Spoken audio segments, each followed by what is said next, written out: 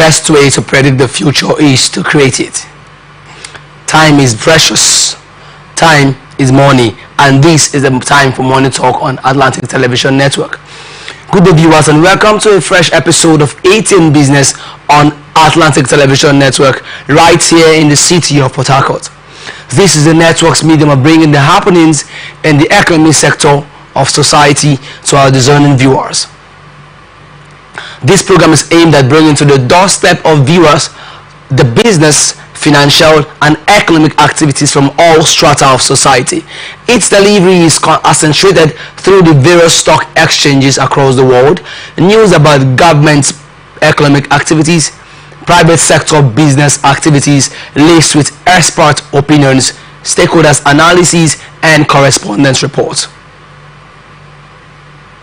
We are open for advert placements, bookings and commercials. You can connect with us on all our 18 socials on Facebook and YouTube, Atlantic Television Network, on Instagram and TikTok, Atlantic TV Network 1, on Twitter, Atlantic TV Net, or you can watch us live on our website at www.atlanticnetwork.tv. We'll take a short break, and when we return, we'll fill out the details. Just stay tuned.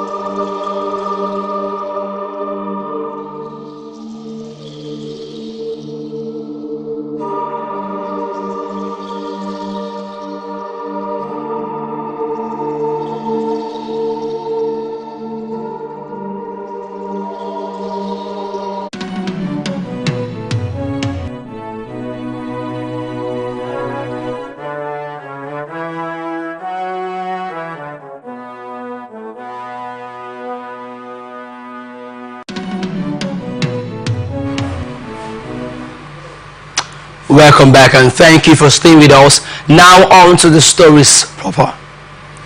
The Academic Staff Union of Universities on Wednesday awarded scholarships totaling 5.8 million naira to 29 indigent students of the Ogun State-owned Olabisi Onabanjo University, Ago-Iwoye.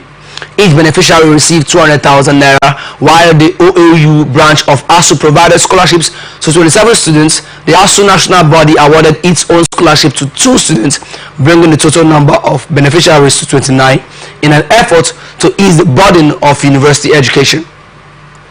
During the presentation of the grants at the ASU OAU Secretariat after its branch congress, the ASU OAU chairman, Olukayode Oyenuga, said the beneficiaries were selected based on their financial needs and outstanding academic performance. Oyenuga, represented by his vice chairman, Eniola Olutu, urged the students to use the funds judiciously and consider saving part of the money for future semesters. ASU National sponsored 2 students, I beg your pardon, while ASU OAU branch sponsored 27 students, making a total of 29 beneficiaries. We hope to sponsor more scholarships, but our capacity depends on available funds. This year, ASU increased the scholarship amount by 100,000 naira due to economic factors. ASU members are like local parents to students. Within our financial limits, we will continue assisting indigent students, he said. Speaking at the event, the ASU OAU Chairman appealed to the federal government to preserve the Tertiary Education Trust Fund, TET Fund, and not to replace it with the National Education Loans Fund, NEL Fund, proposed by the current administration. He emphasized that TET Fund is responsible for the visible infrastructural development in public universities, warning that scrapping it would lead to a return to the era of infrastructural decay. TET Fund is a product of ASU's struggles. About 90% of university structures are TET Fund funded.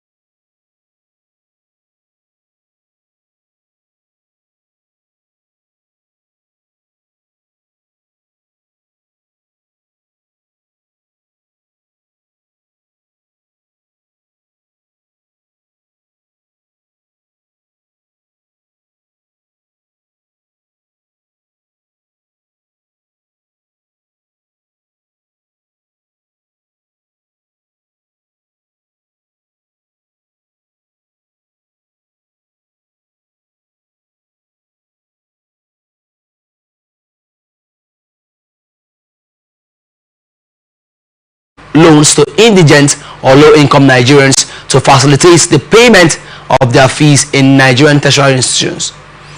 The law, reenacted earlier this year, created the Nigerian Education Loan Fund. NEL Fund is saddled with the responsibility of handling all loan requests, grants, disbursement, and recovery. The fund, according to the Act, is to be funded from the multiple streams and will engage in other productive activities.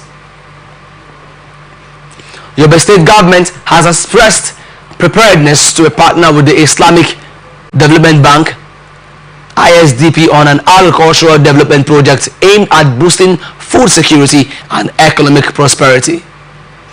During a courtesy call on Governor Mai Mala Buni in Damaturi, the senior agricultural specialist of ISDP, Mr. Javed Khan, commended the state's commitment and readiness for the project. We were initially hesitant to come to Yobe due to perceived insecurity, but we are impressed with the peace, security, and the government's dedication to this initiative, Khan said. The project targets approval within 3 months with a strong synergy between the ISDP team and the state government, ensuring timely progress. Governor Buni highlighted the significance of agriculture in Yobe's post-insurgency recovery and the resilience of its people in returning to farming. This partnership will guarantee food security and economic prosperity for our people who have embraced agriculture to rebuild their lives, Buni said. He assured that all 17 local government areas the media for food security. He said the wheat production program for the 2024 and 2025 dry season had been launched across 16 wheat producing states with a target of reaching 280,000 farmers. He He noted that over 279,000 farmers have already been reached, with an estimated yield of 837,891 metric tons. We are looking at a significant boost in wheat production, and the expected outputs will generate revenue exceeding 1.25 trillion, Buba said. This initiative follows a robust distribution model involving 409 redemption centers and a network of agro dealers in the selected states. He said the initiative has already seen success in the 2023/2024 dry season, with the wheat production program achieving a nearly 97% success rate, delivering agricultural support to over 118,000 farmers in 15 states. This impact has been promising, and we are now preparing for the next phase of wheat production, Buba said. The permanent secretary to the Federal Ministry of Agriculture and Food Security, Dr. Marcus Ogumbiyi, emphasized the importance of a strong partnership between the ministry and the media in achieving food security. Ogumbiyi highlighted that the ministry's mandate aligns with the renewed hope agenda of President Bola Tinubu, which focuses on promoting agricultural development, improving food security, creating jobs, and enhancing the livelihoods of farmers. The press has significant power to change negative narratives. I encourage you to use this power to sensitize Nigerians and encourage them to take a renewed interest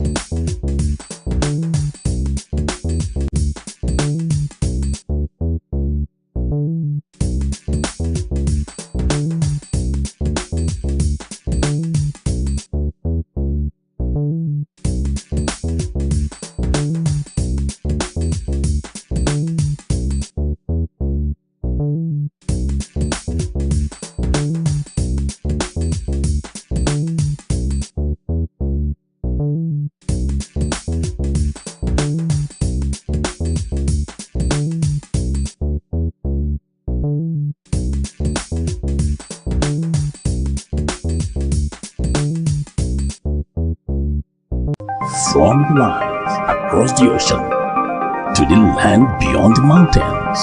Through Sahara, we bring all the sport news, live analysis, expert discussions on trending stories in politics, business, socio-economic, sports, and documentaries.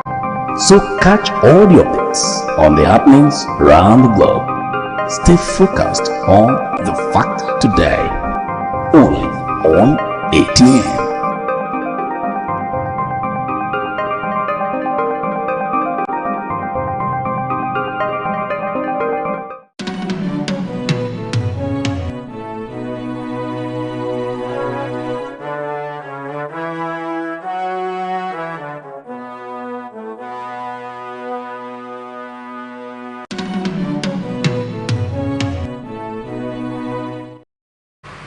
Welcome back and thank you for staying with us. And now on to the rest of our stories. National Pension Commission has disclosed that the recent release of 22 billion naira by the federal government through the Office of the Accountant General of the Federation for accrued pension rights of retirees in MDAs under the Contributory Pension Scheme is strictly for those who retired between October 2023 and January 2024. This was made known in a statement released on its Instagram page on Tuesday night. These funds were disbursed into the Retirement Benefits Bond Redemption Fund account domiciled at the Central Bank of Nigeria. They are meant to settle accrued pension rights for verified retirees on Treasury-funded MDAs, the pension regulator said. To benefit from these disbursements are retirees covering the period October 2023 to January 2024 who were duly verified and enrolled. Some deceased employees' accrued rights are also covered. Funds have already been accredited to their retirement savings accounts via pension fund administrators. With this release, the total amount disbursed from the 2024 appropriation for accrued pension rights now stands at 66 billion naira. Retirees are required to contact their PFAs to an additional 200 billion. Those with regional authorization are expected to achieve and 50 billion naira capital flow. Similarly, non-interest banks with national and regional authorizations will need to increase their capital to 20 billion naira and 10 billion naira respectively. The banks were given till March 2026 to meet these capital requirements using three options, which include the issuance of new shares through offers, rights issues or private placements, mergers and acquisitions, and changing license authorization, which is a function of upgrading or downgrading their license category. Wema Bank, which is the pioneer of Africa's first fully digital bank, Alert, said this tranche would mark the second and final leg of its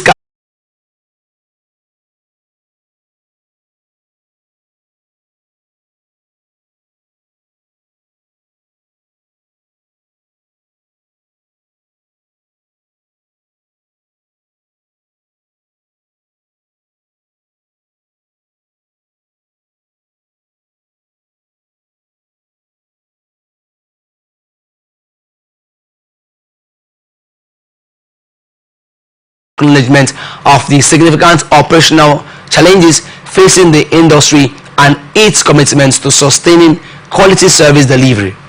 Atcon, in a statement signed by the President Tony Izuagbe Emiokbere, commended the NCC's consultative and document from the NCC, which is expected to provide detailed guidelines on implementing the new tariffs in line with the Nigerian Communications Act 2003. According to the body, the document will be instrumental in guiding operators and stakeholders in implementing the adjustments and the accompanying amid telco's rationalization. A Nigerian lawyer, activist and social entrepreneur, Frank Tete, has faulted the Minister of Innovation, Communications and Digital Economy, Dr. Bosun Tijani, the NCC and the Federal Competition and Consumer Protection Commission Lagos for allowing the 50% hike to scale through the approval process.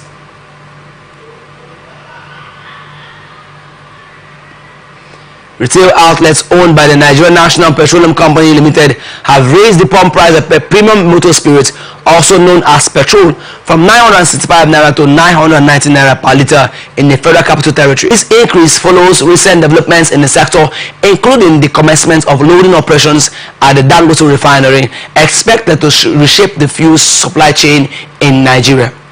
Recall that on Friday, the pump prices of petrol rose to between 1,050 naira and 1,150 naira per litre, following the hike in the cost of the commodity by the Dangote Petroleum Refinery and various depot owners. The $20 billion plant raised its PMS from 899 naira per litre to 995 naira litre at its gallantry. Dealers confirmed that the PMS prices would continue to rise since the major components in fuel production, crude oil, has been on the upward swing lately. At an NNPCL outlet at Airport Junction, our correspondent observed that the station sold at 990 naira per litre from 965 naira it sold on Monday. Another station at Life Camp listed its products at 970 naira per litre but was not selling to waiting customers when our correspondent visited. Another station at Mabuchi was still selling at its previous price of 965 naira per litre. Meanwhile, major and independent marketers have increased petrol prices to a peak cost of 1,030 naira per litre.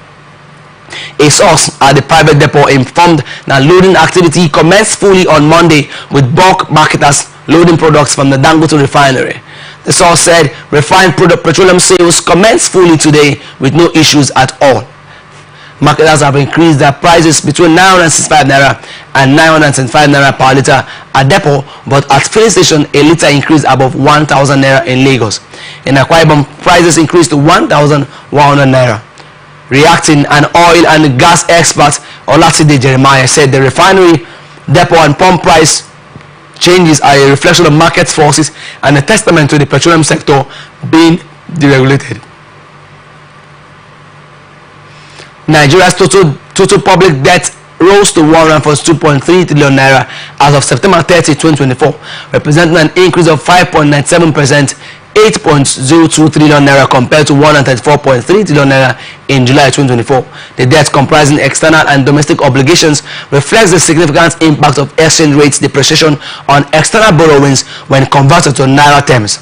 Data from the Debt Management Office showed that external debt in dollar terms increased marginally by 0.29% from $42.90 billion in June to $43.03 billion in September.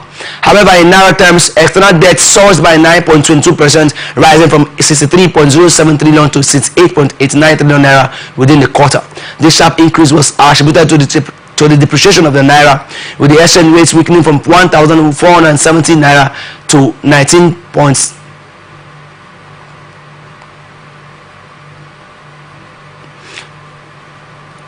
In June, weakening from 1,470 naira 70.19. On the other hand, reduced by 5.34% in dollar terms, falling from $48.45 billion in June to $45.87 billion in September. However, domestic debt in naira terms rose by 3.10%, increasing from 71.22 trillion naira to 73.43 trillion naira during the period.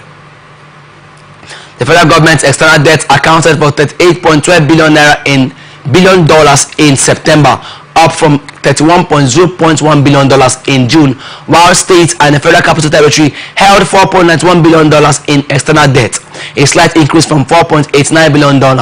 For domestic debt, the federal government obligations rose from 66.96 trillion naira to 69.22 trillion naira, while states and the Federal Capital Territory recorded a minor reduction from 4.27 trillion naira to 4.21 trillion naira.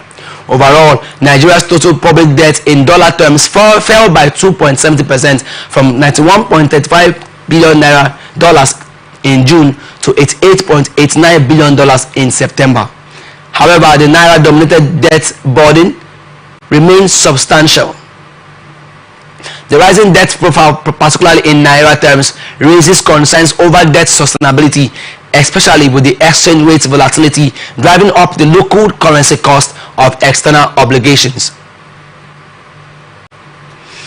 Analysis of the debts by instruments shows that federal government bonds remain the largest component, rising by 4.47% to 54.65 trillion naira in September from 52.32 trillion naira in June. This represents 78.95% of the total domestic state debt stock, up from 78.13% in the previous quarter.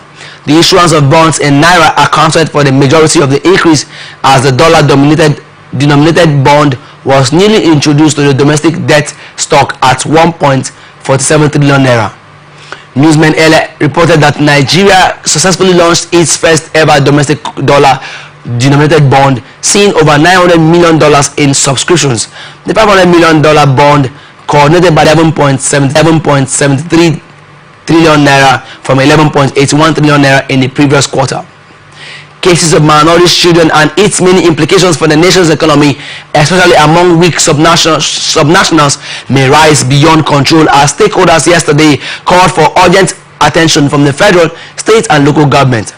This is as the United Nations Children's Education Fund, Jones of Nigeria. This was disclosed yesterday by a UNICEF representative in the country, Mrs. Christian Munduate, during a press briefing at the Command Guest House in Gusau, Zamfara State. Munduate explained that there is a present crisis that affects millions of children in Zamfara and across the country. UNICEF, in assessing the present crisis, said over $250 million in funds, with more for vital services in nutrition, health, wash, child protection and education. Medical experts and parents told newsmen that the situation is now worsened by farmers abandoning their farms due to insecurity and prevailing economic crisis, making farming implements, fertilizers and seeds out of reach of the average farmers. At the Dr. Karima Primary Health Care in Tudun Wada, Gusau, Zamfara State yesterday, the facility was running out with hundreds of women and their children waiting to receive care for malnutrition. A similar situation was observed at the Ahmad Sani Yeriman Bakura Specialist Hospital and Americans. After a frenetic first indicator of the president, Brent Wall Street stocks hovered near new record highs. Gradually turning, saw the S&P 500 clock a new intraday record, higher in a renewed risk on environment, despite brisk demand for the latest sale of 20-year bonds on Wednesday. One of the background features of the week so far has been how heavy sovereign debt sales across developed markets have been met with robust orders from investors, easing some early year fears about government funding. Aside from the 20-year bond sale, bond auctions in Britain, France and elsewhere have been gobbled up by fixed income funds, back to its smallest of the year.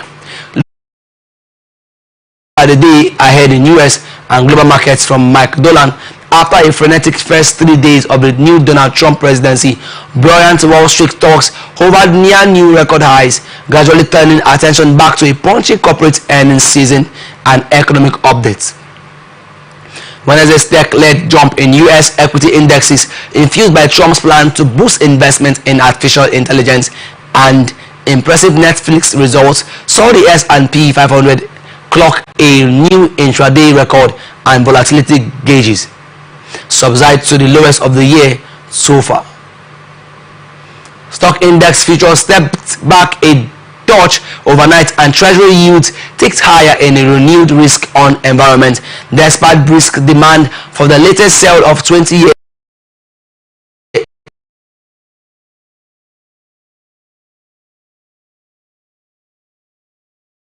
bonds on Wednesday.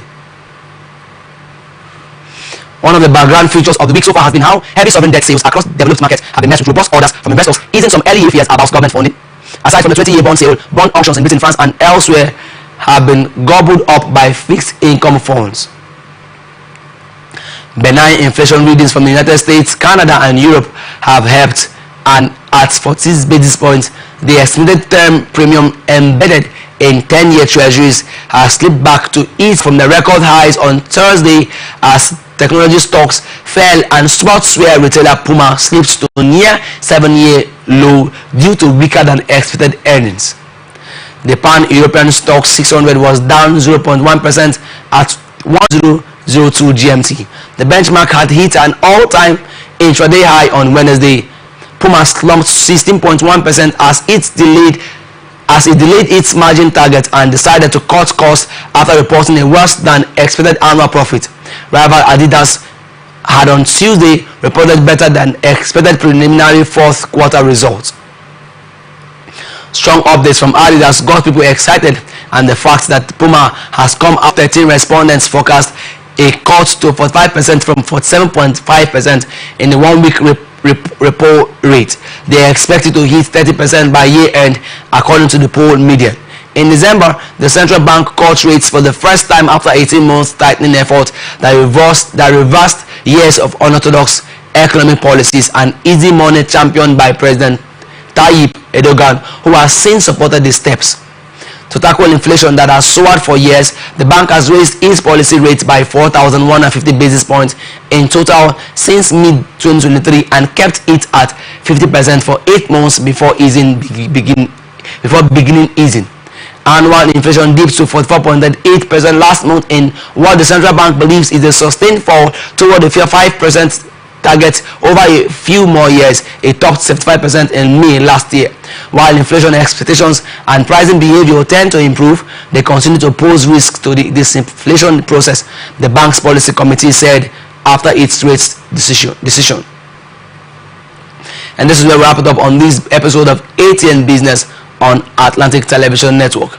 We are open for advert placements, bookings, and commercials. You can connect with us on all our ATN socials on Facebook and YouTube, Atlantic Television Network, Instagram and TikTok, Atlantic TV Network 1 on Twitter, Atlantic TV Net, or you can watch us live on our website on www.atlanticnetwork.tv. Peace and unity are the pathways to progress. I am Favor Chikwestri Michael. Thank you for watching.